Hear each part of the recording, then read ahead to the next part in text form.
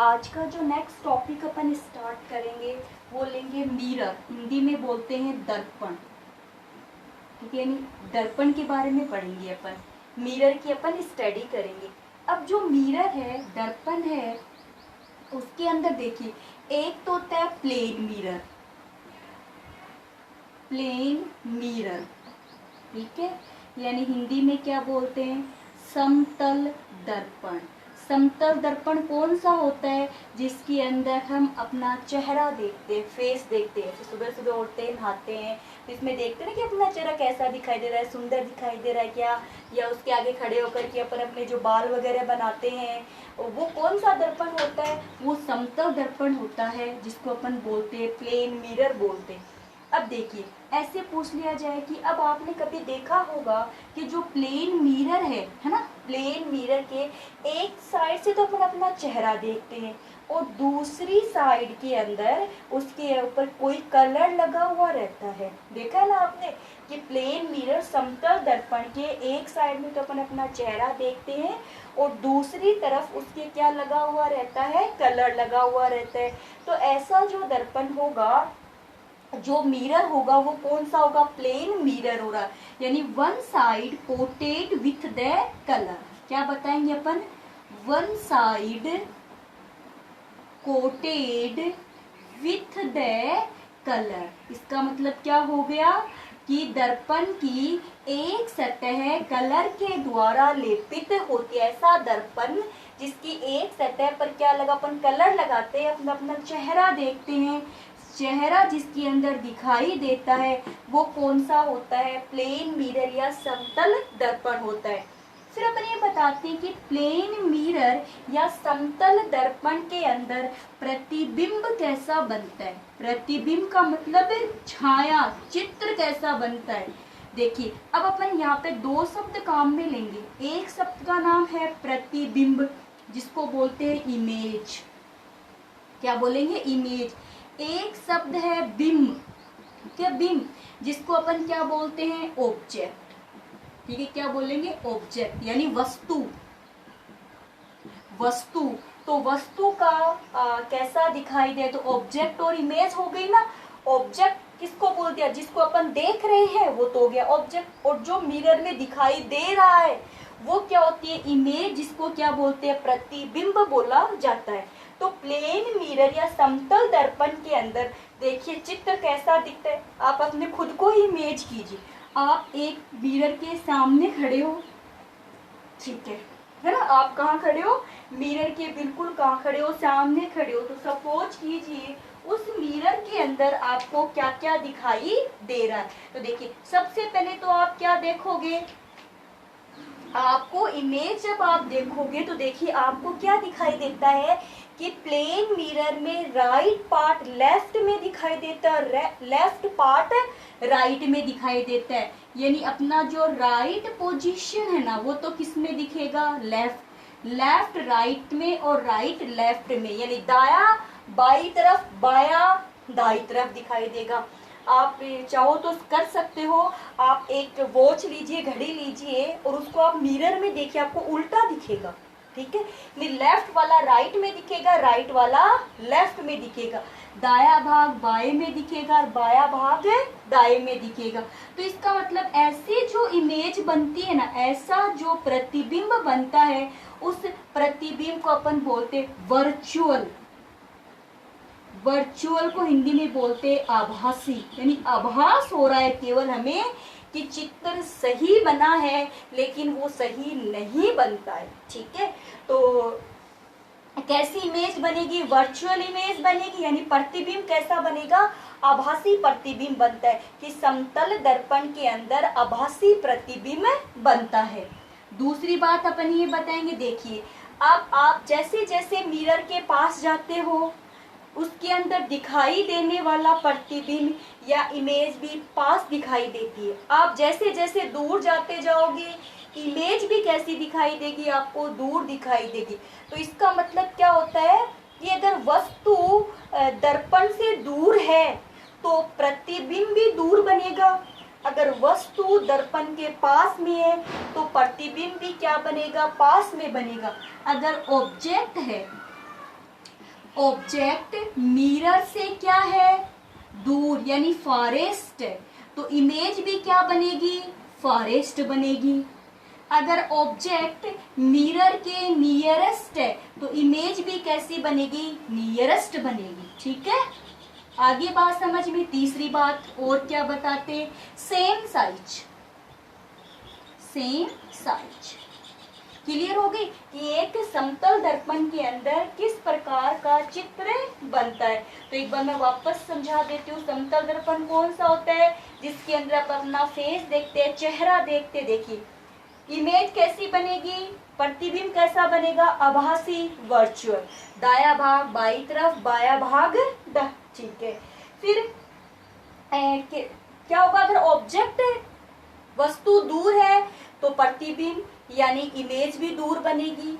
अगर ऑब्जेक्ट या वस्तु पास में है तो प्रतिबिंब या इमेज भी क्या बनेगी, पास में बनती है। इमेज बिल्कुल कहाँ बनेगी, पास में बनती है।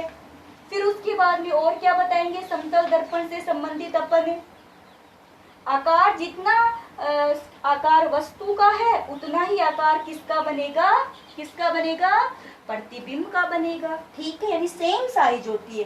फिर अपन बताते हैं कि इस टाइप की जो इमेज दिखाई देती है is known as the lateral inversion, पार्श्व परावर्तन। लेटरल इनवर्सन, ये सभी कैरेक्टर्स है ना, सभी कैरेक्टर्स किस में ले लेंगे अपन, लेटरल इनवर्शन, पार्श्व परावर्तन।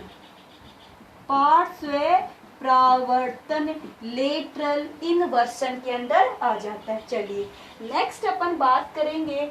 अब ये तो हो गया प्लेन मिरर, समतल दर्पण। ध्यान में, चित्र कैसा बनता है, आभासी बनता है।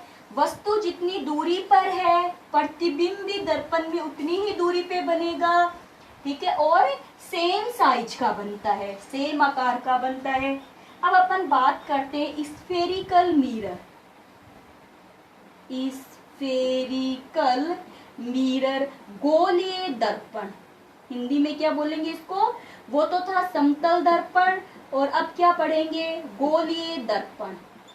ठीक है, गोलीय दर्पण में देखिए, अब आपको परावर्तन पृष्ठ नाम याद है ना, परावर्तन पृष्ठ किसको बोलते हैं, यानी परावर्तन पृष्ठ किसको बोलेंगे कि किरणें आती है, आकर के इस सतह से टकराएगी और टकरा करके उसी दिशा में वापस चली जाती है ना, नीचे की तरफ यही उसी माध्यम में वापस चली जाती है। तो जिस सतह से टकराई है उस सतह का नाम क्या होता है, परावर्तन पृष्ठ होता है, या फिर उसको बोलते हैं रिफ्लेक्टिंग सरफेस। क्या बोलेंगे उसको, रिफ्लेक्टिंग सरफेस बोलेंगे। अब देखिए परावर्तन पृष्ठ समझ में कि लाइट आती है और लाइट आकर के जिस सतह से टकरा करके वापस जाती है उसको क्या बोलते हैं, परावर्तन पृष्ठ बोलते हैं या रिफ्लेक्टिंग सरफेस बोलते हैं। अब जो गोलीय दर्पण किसको बोलेंगे, देखिए ऐसा दर्पण जिसका परावर्तक पृष्ठ, ऐसा दर्पण जिसका परावर्तक पृष्ठ गोल हो उसे क्या कहते हैं, गोलीय दर्पण कहते हैं। ऐसा परावर्तक पृष्ठ, ऐसा दर्पण जिसका परावर्तक पृष्ठ गोल होता है उसे क्या कहते हैं, गोलीय दर्पण कहते हैं। परावर्तक पृष्ठ की बात आपके समझ में आई गई होगी। ये जैसे है तो यहाँ से टकरा रही है तो गोल हो गया ना, देखिए टकरा के वापस जा रही है। इंग्लिश में क्या बोलेंगे, a mirror which the reflecting surface is spherical. Reflecting surface is sphere, reflecting surface is sphere known as the spherical surface. A mirror their reflecting surface is sphere known as the spherical mirror। फिर अपन बात करते हैं spherical mirror या गोलीय दर्पण दो प्रकार के होते हैं। देखिए ऐसे इसके 2 टाइप्स बनाएंगे। ठीक है, इसमें एक वाले का नाम तो अपन क्या दे देते हैं, कॉनकेव मिरर या अवतल दर्पण। अवतल दर्पण। ठीक है, एक का नाम क्या हो गया? कॉन्वेक्स मिरर या उत्तल दर्पण। तो कितने हो गए? 2। देखिए अवतल दर्पण, ये अपन ने बना ली गोल, परावर्तक पृष्ठ कैसा बना लिया? गोल, और इसको बाहर की तरफ क्या कर दे? छाया बना दे, लेपित कर दिया ना, चांदी या एल्युमिनियम की परत से लेपित कर देते। तो यानी कि ऐसा मिरर, ऐसा दर्पण जिसका परावर्तक पृष्ठ अंदर की तरफ वक्रित हो, अंदर की तरफ वक्रित हो, उसे क्या कहते हैं? अवतल दर्पण कहते हैं। आपने वो देखी होगी चम्मच, देखी ना, चम्मच ऐसे होती है, देखिए। तो एक तो बाहर की तरफ ऐसे उभरी हुई रहती है, एक अंदर की तरफ। तो अंदर वाला अंदर की तरफ मुड़ी हुई है ना, गोलीय भाग कहाँ है? अंदर की तरफ है। अगर गोलीय भाग अंदर की तरफ हो तो अवतल दर्पण, और बाहर की तरफ हो तो उत्तल दर्पण।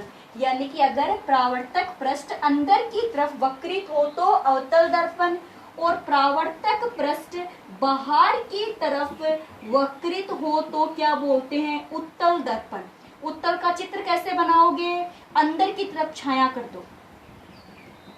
अब इंग्लिश में देखिए, concave mirror if the reflecting surface covered inside, covered inside, if the reflecting surface covered the inside is known as the concave, the reflecting surface covered the outside is known as the